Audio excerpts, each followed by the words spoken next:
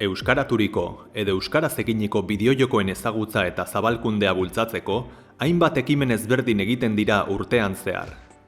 Denak, ildo beretik abiarazten dira, baina helmuga ezberdinak dituzte. Eta honako hauek dira. Gamer Gela. Ekintza honen helburu nagusia, aisialdi digitala euskaraz gauzatzeko aukera dagoela erakustea da. Euskarazko bideojokoak erakusten dira, bertan jokatzeko aukera dago, eta joko horietakoren batekin txapelketa bat antolatzen da.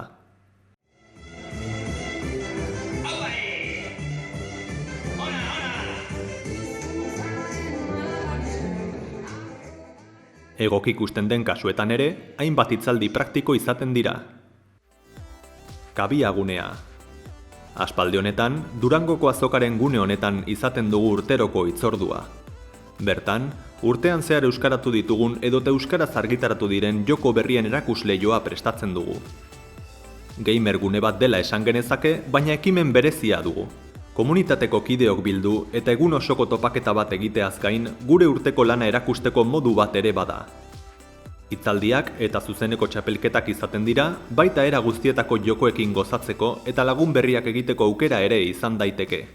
Durangoko azokan bestelako kultura diziplinek ere euskaraz zeresana badutela erakusteko gunea da. MGEP txapelketa. Mondragon Goi Eskola Politeknikoak, bertako ikasle kontseiluak eta gamer hauntxiak San Pankrazio egunean eSports lehiaketak antolatzen ditu azken urteotan. Txapelketa hau goiz batekoa izaten da. League of Legends txapelketa.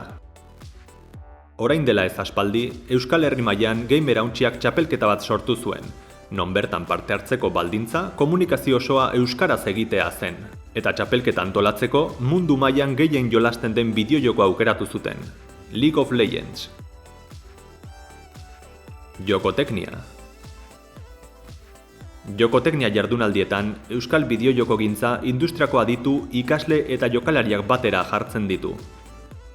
Une honetan dauden proiektu interesgarriak ezagutu, industriaren diagnostiko bat egin eta aurrera begirako ildoak zeintzuk diren argitzen saiatuko gara.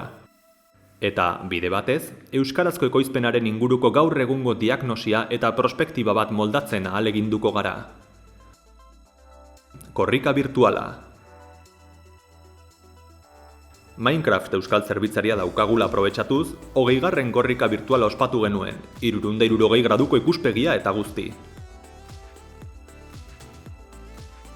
Horiek dira oro har Euskal Herrian ditugun ekimen garrantzitsuenak.